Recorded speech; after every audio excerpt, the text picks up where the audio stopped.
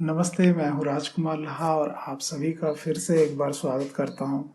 आज के इस लेसन में मैं आपको बताऊँगा कि किस तरह से आप सुन करके बजा सकते हैं किसी भी गाने को।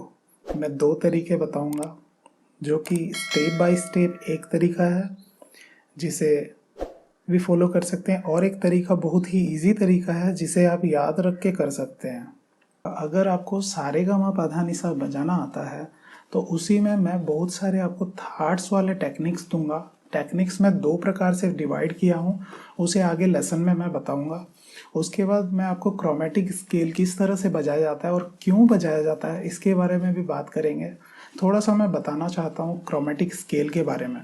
क्रोमेटिक स्केल क्या होता है, जैसे हम अगर सी में बजाएंगे, मान लीजिए हम सी में बजा रहे हैं तो सभी नोट्स को हमें सी ऑक्टेव के सभी नोट्स को प्ले करना होता है। तो इसका मेन जो होता है वो है फिंगरिंग।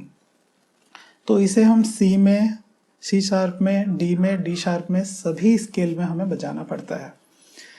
हम जब क्रोमेटिक स्केल बजाते हैं तो ये क्यों बजाते हैं, देखिए हारमोनियम का जो रीड है वो सब बहुत छोटा छोटा है, तो हमें कई बार फिंगर मूवमेंट में परेशानी हो जाती है।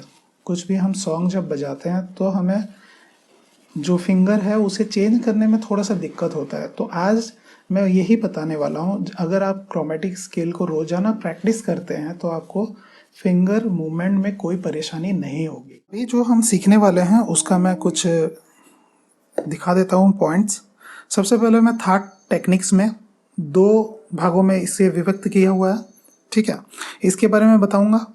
जिन्हें ये समझने में कठिनाई होगी वो ये इजीली समझ सकते हैं, और इसे भी समझना है आपको, इसे भी समझना है, क्योंकि 10 थाट में से इसमें 4 थाट छूट रहा है, ठीक है। इसके बारे में आप आगे समझ लेंगे, और इसे क्यों बजाना जरूरी है, इसे क्यों जानना जरूरी है, ये भी आपको पता चल जाएगा।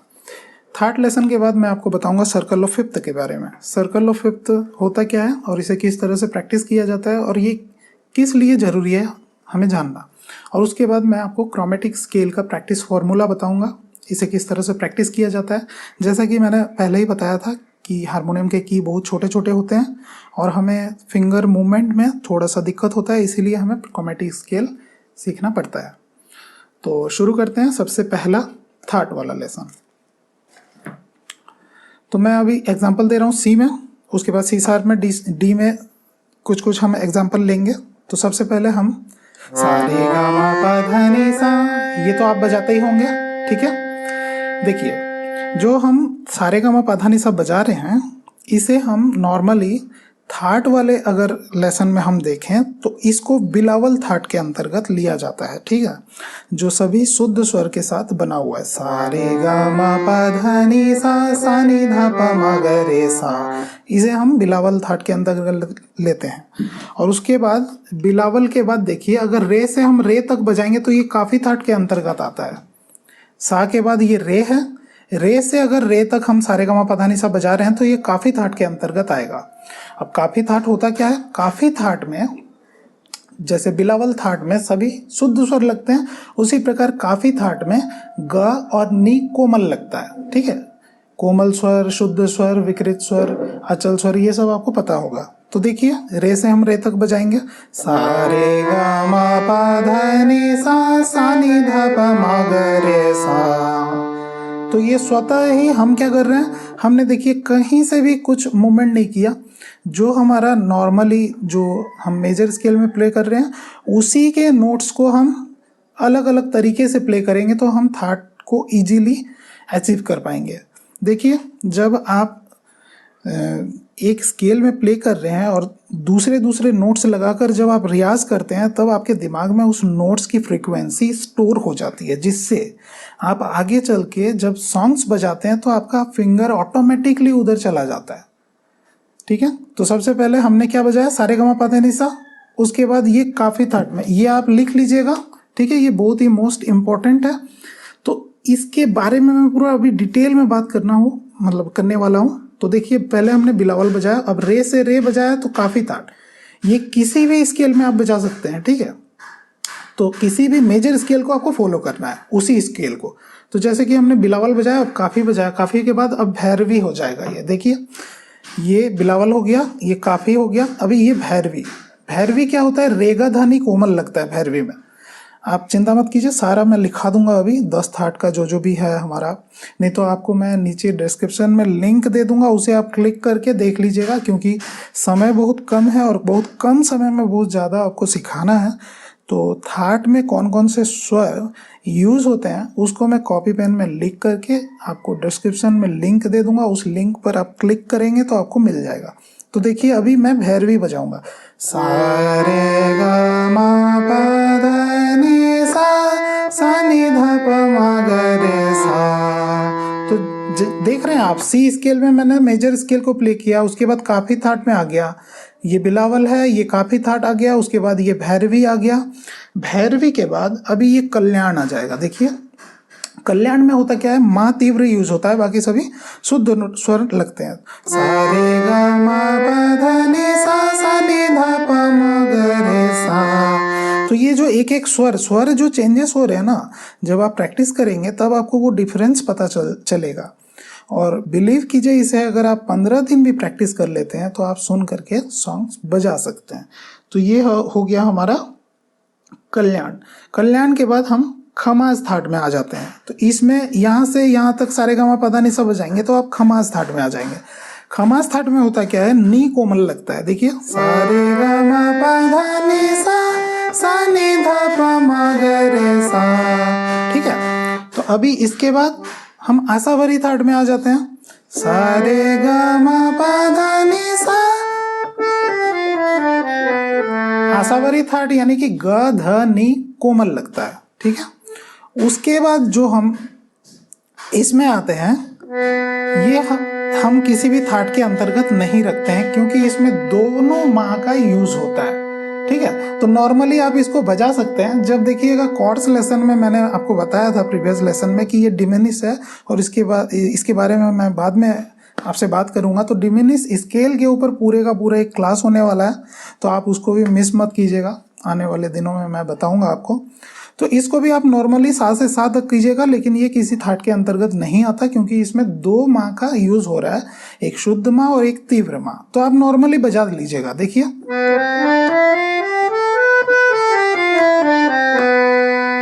तो देखिए इसको आपको प्रैक्टिस कैसे करना है, तुरंत समझिए। देखिए सारे गा मा पा धा नी, ये हमारा हो गया बिलावल।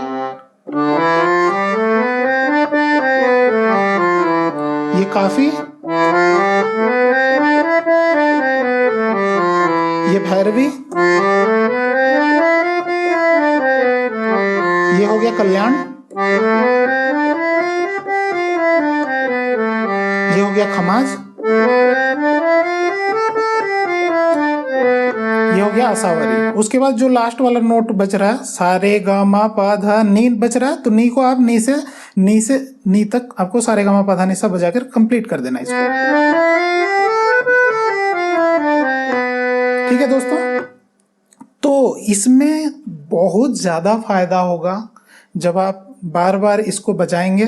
तो ये मैंने सी स्केल में बजाया, अभी आप सी शार्प में भी सेम पैटर्न को फॉलो करेंगे। सबसे पहले तो आपको लिख लेना है इस प्रकार से, और मैं थाट का जो डिटेल है वो नीचे दे दूंगा, तो उसको भी आप डाउनलोड कर लीजिएगा। और आप पता कर लीजिएगा कि बिलावल का मतलब क्या होता है। बिलावल में सभी शुद्ध स्वर लगते हैं, काफी में ग नी कोमल लगता है, भैरवी में रे ग ध नी कोमल लगता है, कल्याण में माँ तीव्र लगता है, खमाज में नी कोमल लगता है, आशावरी में ग ध नी कोमल लगता है। तो इसी प्रकार से मैं 10 थाट के बारे में बताऊंगा। तो देखिए, अगर आपको कुछ नहीं पता है और आप डायरेक्टली इसको जल्द से जल्द अचीव करना चाहते हैं, तो ये बहुत ही सिंपल प्रोसेस है। ये मैंने सिंपल प्रोसेस आपको बताया कि किसी भी मेजर स्केल में आप सारे गा मा पा धा नी सा बजा रहे हैं, तो सा से सा तक सारे गा मा पा धा नी सा, उसके बाद रे से रे तक आप बजाएंगे तो काफी थाट में आ जाएंगे, गा से गा तक बजाएंगे तो भैरवी में आ जाएंगे, माँ से माँ तक बजाएंगे तो कल्याण में आ जाएंगे, पा से पा तक बजाएंगे तो खमाज में आ जाएंगे। इसी प्रकार से आप आशावरी तक बजाएंगे। ठीक है, तो ये बजाने के बाद आपका क्या छूट गया, 4 थाट छूट जाता है, ये भैरवी, पूर्वी, मारवा और तोड़ी, जिसको हम अभी अगले टॉपिक में हम बात करेंगे। तो इसके बारे में मैं थोड़ा सा सी शार्प में बताना चाहता हूं आपको, तो आप देख लीजिए एक बार। देखिए सबसे पहले मैं बिलावल, जो कि हमारा मेजर स्केल है, सा रे गा मा पा धा नी सा नी धा पा मा ग रे सा। उसके बाद हमारा काफी ग नी, सा रे गा मा पा धा नी सा नी धा पा मा ग रे सा। उसके बाद हमारा भैरवी रे गा धा नी सा रे गा मा पा धा नी सा सा नी धा पा मा गा रे सा। उसके बाद कल्याण सा रे गा मा पा धा नी सा सा नी धा पा मा गा। देखिए कल्याण के बाद खमाज, आपको कुछ करना नहीं पड़ रहा है, वो ऑटोमेटिक चेंज हो रहा है, बस आप जो बजा रहे हैं वो क्या बजा रहे हैं इसीलिए मैंने बता दिया है कि ये खमाज हो गया। उसके बाद देखिए ये हमारा कल्याण हुआ था, ये खमाज होगा। देखिए इसमें नी कोमल लग रहा है, और उसके बाद ये आसावरी।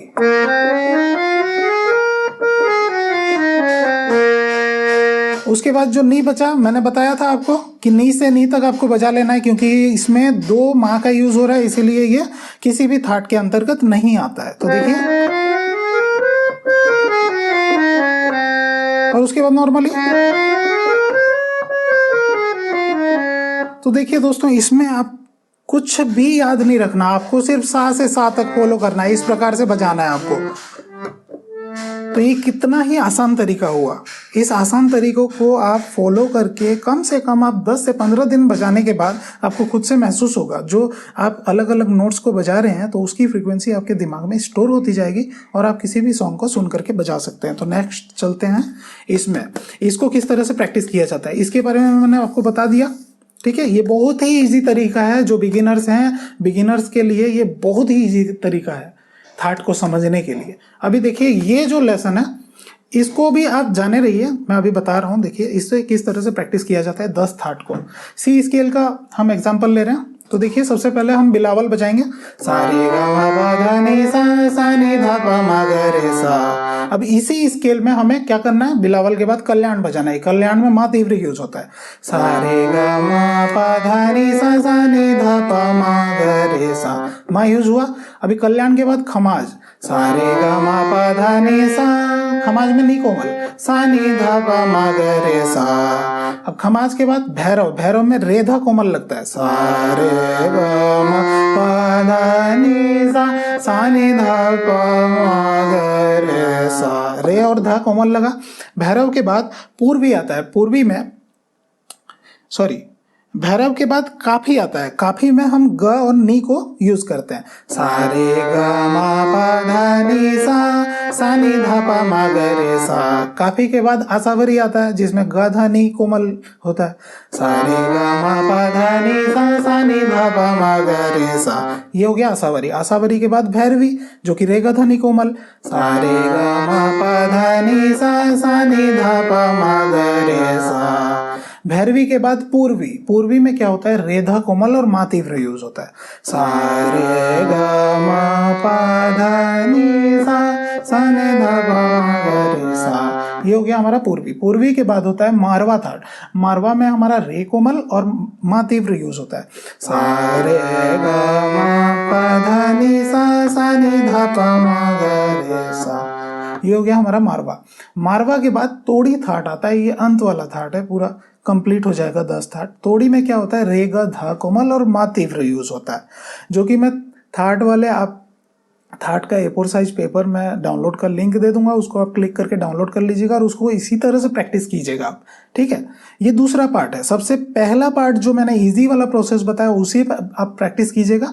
उसके बाद जब आपको वो समझ आ जाए तो उसके बाद आपको ये प्रैक्टिस करना है। तो देखिए तोड़ी थाट कैसे होता है, तोड़ी में रे ग धा कोमल और मा तीव्र यूज होता है, सा रे ग मा पा धा नी सा, रे गा धा कोमल मा तीव्र, सा नी धा पा मा गा रे सा। गलत हो गया था, सा रे गा मा पा धा नी सा नी धा पा मा गा रे सा। तो ये हमारा थाट वाला लेसन हमारा पूरा हो गया। तो मैं आपको अगर बताना चाहूँगा, अगर आप मुझसे पूछ रहे हैं कि थाट को हम किस तरह से शुरू करें, तो सबसे पहला ये है इजी प्रोसेस। तो इसमें ये जो 4 थाट छूट गया है उसको आप इसको प्रैक्टिस कीजिए, आप 10 से 15 दिन इसको प्रैक्टिस कीजिए, उसके बाद आप इसमें आइएगा तो आपको समझ आएगा। ठीक है, ये दोनों मैंने इजी और एक नॉर्मल पैटर्न बताया। अभी हम देखेंगे सर्कल ऑफ फिफ्थ क्या होता है। सर्कल ऑफ फिफ्थ होता क्या है, मतलब इसको मैं एकदम आसान तरीके से बता रहा हूँ और लेसन काफ़ी लंबा हो जाएगा, तो मैं इसके टेक्निक्स आपको बाद में बताऊंगा। सिर्फ मैं बता दे रहा हूँ कि सर्कल ऑफ फिफ्थ का मतलब क्या होता है। देखिए, सर्कल ऑफ फिफ्थ एक सर्कल रहता है और सबसे पहले हमारा सी रहता है जो कि मिडिल सी है, ये वाला सी। तो सी के बाद 5 हम काउंट करते हैं, इसमें सब मेजर स्केल यानी कि शुद्ध स्वर काउंट किए जाते हैं। तो सा रे गा मा पा, 5वां नोट कौन सा है? जी। तो सी के बाद ये जी आएगा, फिर जी का 5वां नोट डी आएगा, डी का 5वां नोट ए आएगा। तो इसी प्रकार से ये सर्कल पूरा घूमते रहता है। सभी नोट्स को ये क्लियर करने के बाद अंत में एफ आता है, एफ के बाद फिर से वही सी, एफ का 5वां नोट सी। तो इसी प्रकार से ये सर्कल बनता है। तो सर्कल ऑफ फिफ्थ का मतलब क्या होता है? देखिए, इसमें हम समझते हैं जो कि हमारा सी है ये नेचुरल है। नेचुरल यानी कि नेचुरल नोट्स, यानी कि सारे वाइट नोट्स इसमें यूज होंगे। तो इसमें ये 0 से स्टार्ट होता है, यानी कि इसमें 0 ब्लैक नोट एक भी नहीं है। अब जी, जी जो है उसमें 1 ब्लैक नोट, डी इसमें 2 ब्लैक नोट, ए इसमें 3, ई इसमें 4, बी इसमें 5। इसी प्रकार से देखिए ये इस तरह से एक सर्कल बनता है। तो इसका मैं पूरा एक क्लास ले लूंगा, सिर्फ और सिर्फ मैं समझाने के लिए। इसे आप डायग्राम बना लीजिए और सबसे पहले आपको सी लिखना है, सी के 5वां नोट, फिर 5वां नोट, फिर 5वां नोट, इसी प्रकार से एक सर्कल बनाना है आपको। अब हम चलते हैं क्रोमेटिक स्केल में। ये बहुत ही मोस्ट इंपॉर्टेंट है और इसी के लिए आज मैं ये लेसन लेकर आया हूँ, तो इसको बिल्कुल भी आप मिस मत कीजिए। देखिए क्रोमेटिक स्केल क्या होता है। सी से ही शुरू करते हैं। जैसा कि मैंने बताया था आपको, सी ऑक्टेव के अंदर जो जो जितने भी सारे नोट्स हैं सभी कुछ प्ले करेंगे हम क्रोमेटिक स्केल में। शुरू करते हैं। इसका जो फिंगरिंग है वो 2 से शुरू होता है। देखिए ये 1 2 3 इतने में ही बजेगा ये हमारा क्रोमेटिक स्केल। तो 2 से शुरू होता है। देखिए 2 3 1 3 1 2। देख रहे हैं आप, जहां जहां ब्लैक नोट नहीं है उस जगह में हम 2 को यूज करते हैं। यहाँ ब्लैक नोट नहीं है, यहाँ भी 2 यूज होगा। यहाँ नहीं है, यहाँ भी 2 यूज होगा। यहाँ नहीं है, यहाँ भी 2 यूज होगा। तो जहां जहां ब्लैक नोट नहीं होता वहां 2 यूज करते हैं और सभी ब्लैक नोट्स में हम 3 को यूज करेंगे। देख लीजिए पूरा ध्यान से, जहां ब्लैक नोट नहीं है वहां हम 2 यूज करना है, जहां ब्लैक नोट है वहां पे हमें 3 यूज करना है।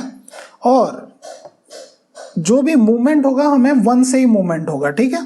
तो देखिए सबसे पहले 2 3 देन 1 3 फिर 1, उसके बाद 2 फिर 3 1 3 1 3 1 2 3 1 3 1 2 3 1 3 1 3 1 2। ठीक है। अभी डिसेंडिंग क्या होगा? डिसेंडिंग भी सेम 2 1, अब 3 1 3। जहां भी देखिए black note white note, black note white note है वहां पे हम 3 1 3 1 3 1 ले रहे हैं। जहां पे नहीं है वहां पे 2 1 ले रहे हैं। फिर से जहां पे है वहां 3 1 3 1 3 1 3, जहां पे नहीं है वहां 2 1। इसी प्रकार से ये बजता है। तो देखिए इसको कैसे प्रैक्टिस करते हैं, तो फिर से एक बार फिंगरिंग आप देख लीजिए। ये मैं सी में 2 रखा, 2 डिसेंडिंग बजा रहा हूँ, 2 1 3 1 3 1 3 2 1 3 1 3 2। अब 2 से फिर शुरू करेंगे, 2 2 3 1 3 1 2 3 1 3 1 3 1 2 2 1 3 1 3 1 3 2 1 3 1 3 2। अभी ये मैंने सी में बजाया। अभी सी शार्प में कैसे बजाएंगे? वही सेम प्रोसेस है। 3 से शुरू करेंगे, 3 1 3 1 2 3 1 3 1 3 1 2 3। सी शार्प से अगर शुरू करना है तो सी शार्प में हमें एंड करना पड़ेगा। अब देखिए डिसेंडिंग, अब डी से शुरू करेंगे, ये रहा डी।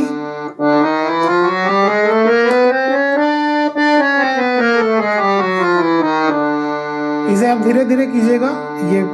ये जो भी हम एक दूसरे जो की नोट्स जुड़े हुए हैं बहुत ही एकदम सटे सटे हैं, इसको आप बजाएंगे ना तो आप सॉन्ग्स बहुत अच्छा बजा सकते हैं। ठीक है, आपका फिंगर मूवमेंट में कोई परेशानी नहीं होगी। तो इसे किस तरह से प्रैक्टिस किया जाता है एक बार मैं प्रैक्टिस करके दिखा रहा हूँ आपको।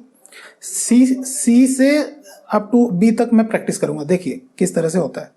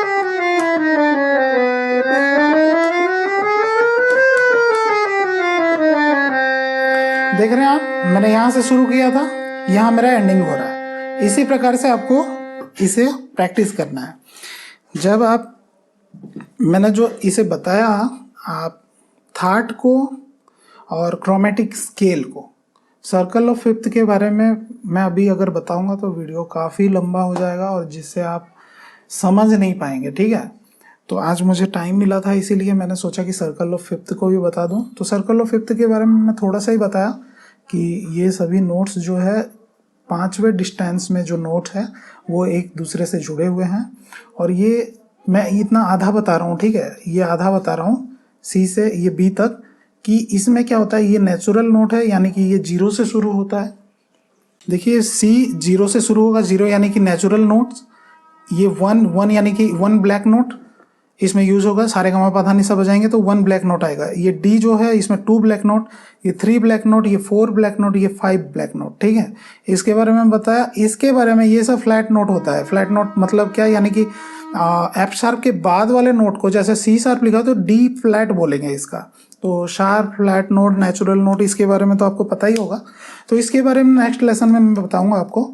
और इससे रिलेटेड जो मैंने कॉर्ड्स लेसन, कॉर्ड्स का इन्वर्जन बताया, उसी से ये बहुत ही रिलेटेड है और कॉर्ड्स प्रोग्रेशन इसी के अकॉर्डिंग मैं लाने वाला हूँ। तो अगर आप पहली बार आए हैं तो चैनल को सब्सक्राइब कीजिए और वीडियो अच्छा लगा तो प्लीज़ लाइक कीजिए। तो आशा करता हूँ अगर इसमें आपको कुछ भी डाउट्स होगा तो आप कमेंट सेक्शन में मुझे कमेंट करके पूछ सकते हैं, मैं डेफिनेटली आपका जवाब दूंगा। तो मिलते हैं, तब तक के लिए धन्यवाद।